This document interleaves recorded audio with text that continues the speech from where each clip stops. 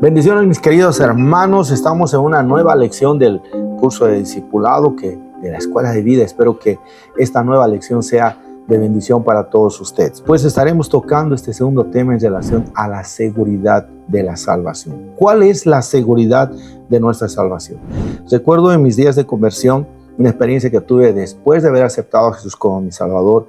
Me invitaron a una fiesta, a un aniversario, un cumpleaños, donde me invitaron a tomar cerveza y ante tanta presión cedí a eso, bebí unas copas de cerveza, ya estaba frecuentando una iglesia y eso me hizo sentir muy mal. Y ahí me vino una pregunta: ¿será que al fallar Dios ya no me perdona?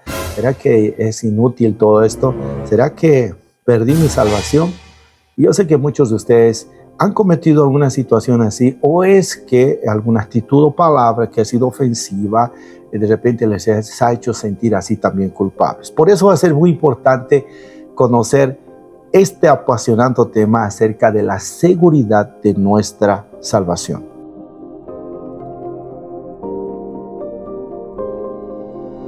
Nosotros tenemos la seguridad de nuestra salvación al conocer las tres fuentes de la salvación, o sea, de lo que la palabra de Dios nos enseña en relación al tema.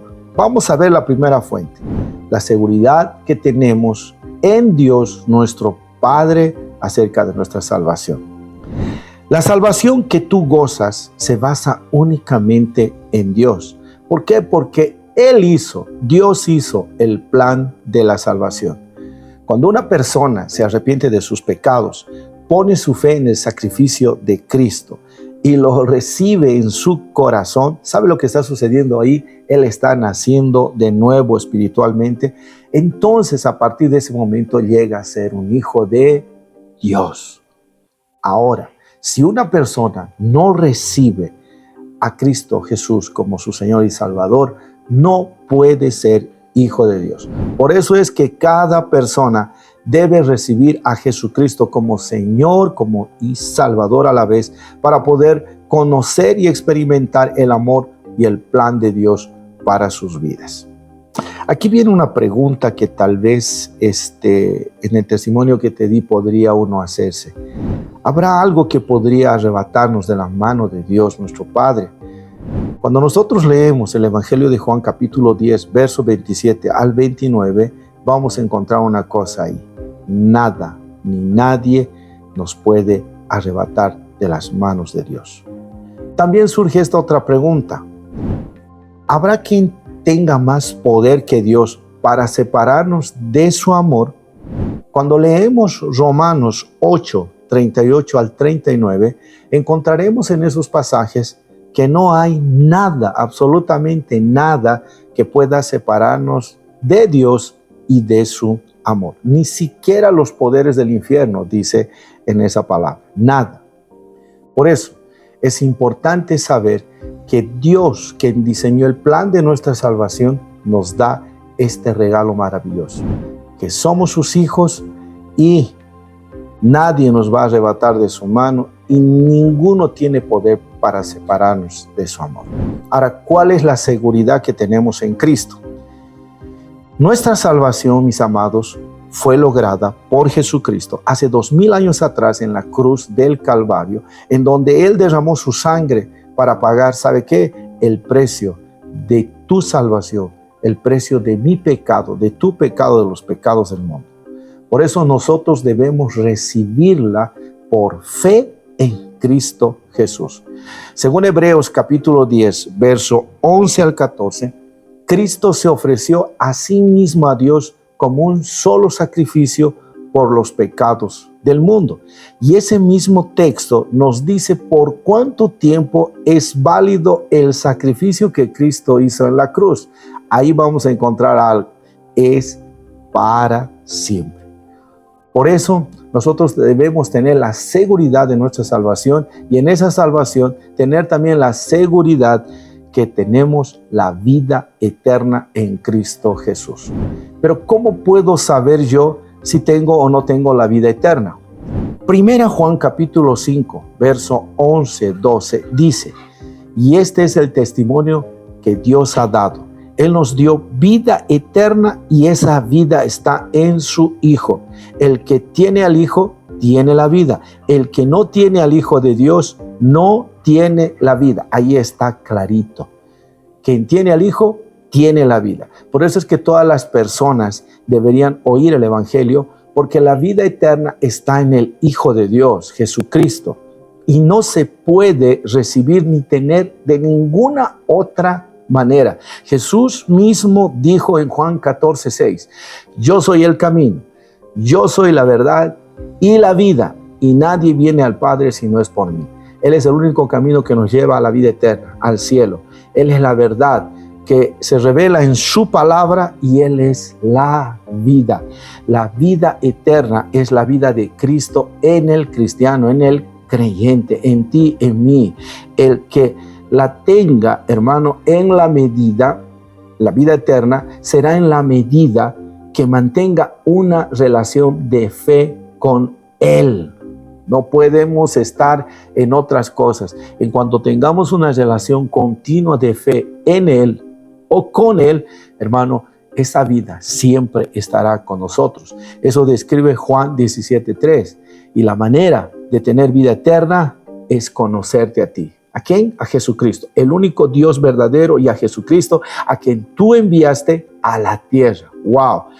Y Colosenses 3:4 dice, cuando Cristo, quien es la vida de ustedes, sea revelado a todo el mundo, ustedes participarán de toda su gloria. Él es la vida. Qué regalo precioso nos ha dado Jesucristo, ¿verdad?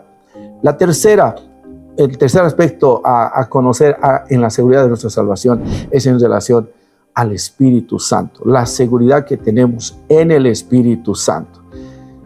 Según 1 Corintios capítulo 12, verso 13, por el Espíritu Santo nosotros fuimos bautizados para formar una sola iglesia y un solo cuerpo. A cada uno de nosotros Dios nos ha dado el mismo Espíritu Santo. Esto indica que todos los que hemos confiado en Cristo hemos sido hechos miembros del cuerpo de Cristo, que es su iglesia, o sea, todos los creyentes. A este hecho se llama el bautismo del Espíritu Santo.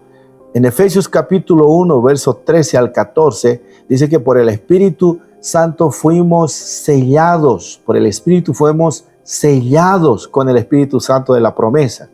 Como sello, el Espíritu Santo se da a los creyentes por marca de propiedad de Dios. Así es, en el Espíritu Santo nosotros somos marcados como propiedad de Dios.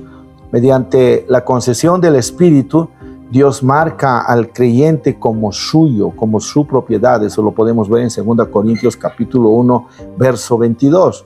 Por lo tanto, cada creyente tiene la evidencia de que es un hijo de Dios adoptado y que su redención es verdadera cuando disfruta del Espíritu Santo en su vida. No hay duda en él. Tiene esa seguridad porque sabe, disfruta de su presencia en su vida por el Espíritu Santo de Dios. ¿Cómo yo puedo saber que de veras pertenezco a Dios? ¿Cómo puedo saber de que verdaderamente la salvación está en mí? Nosotros podemos saber de que de veras pertenecemos a Dios cuando el Espíritu Santo nos regenera y nos renueva y nos libra del poder del pecado y nos hace conscientes de que Dios es nuestro Padre y nos llena de poder para testificar de Él. Ahora, según Romanos 8:9, hay algo poderoso también aquí. Dice la Biblia que el Espíritu Santo mora en nosotros, vive en nosotros. La Biblia enseña claramente esto, que el Espíritu Santo vive en cada creyente desde el momento de su conversión a Cristo, de su salvación y de confiar en el Señor. Mi pregunta en este momento es, ¿vive el Espíritu Santo en tu vida? ¿Sí o no? Y si vive, ¿por qué? Si vive es porque nosotros ya no seguimos los malos deseos. Ya no seguimos los deseos de la carne, del mundo, del pecado, sino más bien decidimos obedecer al Espíritu Santo de Dios. También hay una pregunta que me han hecho muchas veces y creo que tú también alguna vez te has hecho esta pregunta. ¿Es posible perder nuestra salvación? ¿Existe algún pecado que nos haga perder la salvación? Nosotros vimos a la luz de la palabra que podemos decir que el creyente verdadero, el cristiano verdadero, no puede perder su salvación por pecar ni por ninguna otra cosa. Además, si una persona verdaderamente confía en Cristo, con seguridad puede decir estas tres cosas. Número uno, siempre soy hijo de Dios. Creer que es hijo de Dios. Número dos, la salvación que tengo en Cristo es eterna. Eso tenemos que creerlo con fe. Número tres, el Espíritu Santo me bautizó, me selló y vive en mí. Todo eso, hermano, va a hacernos firmes en la fe de creer que nuestra salvación es genuina, es verdadera y es segura. Pero aquí viene un detalle, nuestra actitud hacia el pecado. Si estamos viendo hasta aquí que no podemos perder la salvación cuando pecamos, ¿es correcto vivir como queremos y hacer cualquier cosa? Esto lo vamos a ver a continuación.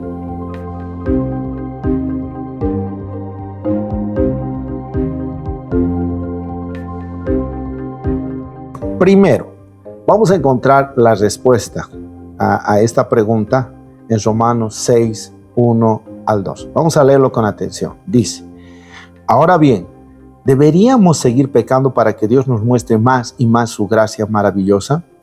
Por supuesto que no. Nosotros hemos muerto al pecado, entonces, ¿cómo es posible que sigamos viviendo en pecado? Qué pregunta la que hace el apóstol Pablo. Según este versículo, a ver, te pregunto, ¿está bien jugar con el pecado? ¿Sí o no? Definitivamente no. ¿Por qué? Porque en el capítulo 6 de Romanos, Pablo desafía la idea errónea de que los creyentes pueden continuar en el pecado y sin embargo permanecer al mismo tiempo a salvo de la condenación eterna debido a la gracia de Dios por medio de Cristo. Y Pablo, ante esa afirmación, responde de la doctrina de la gracia, subrayando una verdad fundamental. Se reconoce que el creyente verdadero está en Cristo por su muerte al pecado. Eso es lo que Dios nos ha dicho, que debemos morir al pecado. O sea, no podemos pecar más.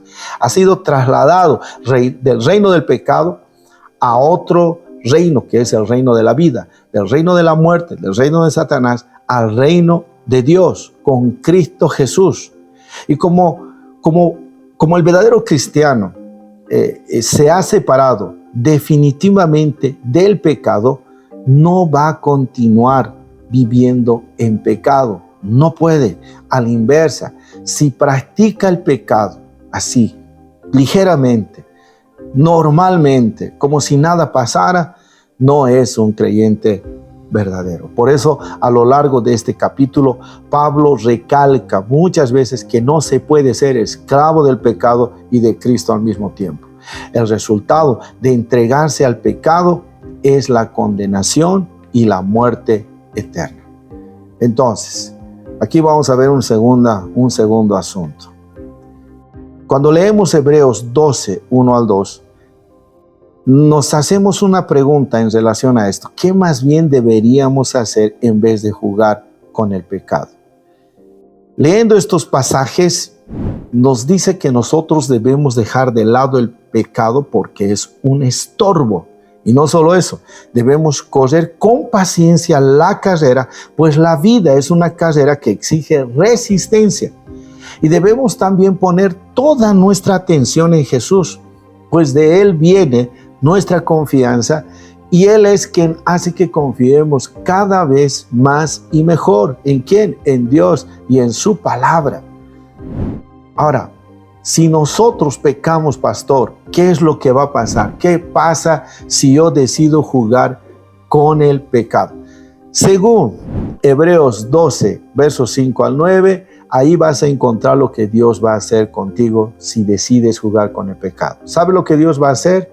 Nos disciplina, te va a disciplinar.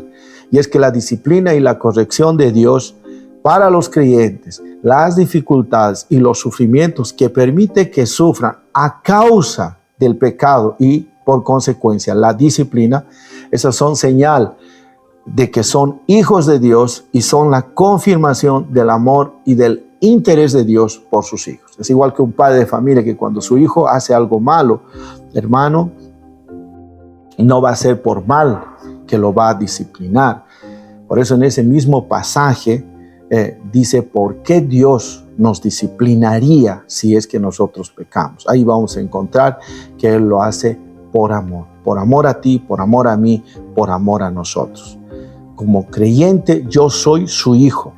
Y aquí en estos pasajes vemos que el propósito de la disciplina de Dios no es castigarnos y menos herirnos. Entonces encontramos más bien cuál sería el propósito verdadero de la disciplina de Dios en nuestra vida. Hay dos razones que vamos a encontrar en el mismo libro de Hebreos capítulo 12, el verso 10 y 11. Mire, la primera razón en el propósito de la disciplina de Dios es que participemos de su santidad. ¡Wow! La Biblia dice que nosotros debemos ser santos porque Él es santo. Y la santidad tiene que ver con una conducta de rectitud, de principios que la palabra de Dios nos enseña. Y no solo eso, también produce la apacible cosecha de una vida recta. Eso quiere decir una vida que agrada a Dios y que es de buen testimonio a los demás.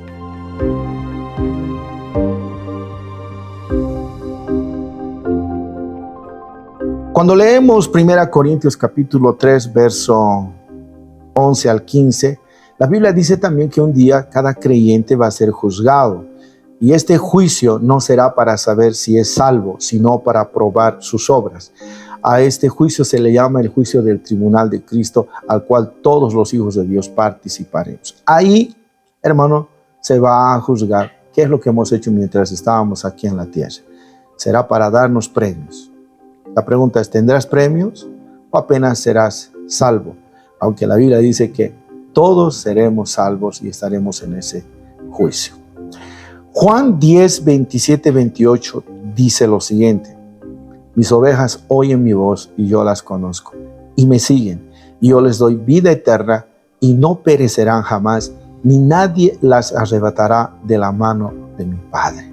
De acuerdo a estas palabras de Cristo, entendemos que es necesario decidir hacer la voluntad de Dios, conocerlo al Señor, seguirle a Él. Solo cuando nosotros decidamos entregar o cuando entregamos nuestra vida a Jesús, podemos y vamos a poder entender sus palabras, conocer su voz y vamos a poder caminar en su luz, en la luz, seguirle a Él. Qué importante es todo esto, hermano. Por eso es importante que si tú pecas por alguna razón, siendo hijo de Dios, siendo salvo ya, es confesar y arrepentirse. Eso dice Hechos 2:38. Es conocer la doctrina, lo que Jesús nos enseña por su palabra, así como nos dijo en Mateo 28:20, y no solo conocerlo, sino también practicar la palabra, practicar la doctrina. Una cosa tienes que tener seguridad, de que Cristo está en tu corazón. Él entró en tu vida. Apocalipsis 3:20 dice: he aquí yo estoy a la puerta y llamo. Si alguno oye mi voz y abre la puerta, entraré a él y cenaré con él y él conmigo. Tú decidiste abrirle tu corazón el día que te llamó Jesús al arrepentimiento. Y Él sabe qué hizo. Entró a tu vida, entró a tu corazón. Y el deseo de Dios es tener una relación constante y continua de comunión e intimidad contigo. Ahora viene una pregunta aquí, y ya casi estamos llegando al final. Y yo quiero enfatizar esto porque esto puede haber pasado contigo. Pastor, si Dios me perdonó, ¿por qué a veces nos sentimos culpables? Y es que a veces, hermano, nosotros no aceptamos en fe la salvación que Dios nos ha dado en relación al perdón de los pecados. Tú tienes que tener la seguridad de que aquello que cometiste atrás, Él nunca más se acuerda de sus pecados. Pero a veces nos sentimos culpables hoy por los pecados que cometemos, no por los del pasado, sino por los de hoy, por los actuales, porque no confesamos esos pecados. Por eso tiene que haber en nosotros confesión de pecados. Mira, al caminar en comunión con Dios, significa que vivimos en luz. Por eso en 1 Juan 1:7 describe dos resultados prometidos y maravillosos. Esos textos dicen así: tenemos comunión unos con otros y la sangre de Jesucristo, su Hijo, nos limpia de todo pecado. ¡Wow! Podemos vivir en comunión, felices y alegres. Y no solo eso, la sangre de Cristo, su Hijo, nos limpia de todo pecado. Eso es caminar con Dios. No, vivir en comunión con Dios, con nuestros hermanos. Y si pecamos en algo, confesarlo, porque Él nos va a perdonar. De verdad. Por eso, si hemos pecado, ¿qué debemos hacer? Si queremos gozar del perdón de Dios en nuestra experiencia personal, 1 Juan 1:9 dice: confesar nuestros pecados. Si confesamos nuestros pecados, Él es fiel y justo para perdonar nuestros pecados y limpiarnos de toda maldad. ¿Qué pasa, pastor, si peco y no lo confieso? Ahí estamos en un problema, porque 1 Juan 1:8 dice: si decimos que no tenemos pecado, nos engañamos a nosotros mismos y la verdad no está en nosotros. Por eso, la confesión de pecado, ¿sabe qué va a hacer más bien en nuestra vida? Si tú lo confiesas, siendo hijo de Dios, has pecado, tienes que ir inmediatamente a la cruz, a los pies de Cristo, confesar los pecados, y si haces eso, haces que el amor y el perdón de Dios se derrame en tu vida.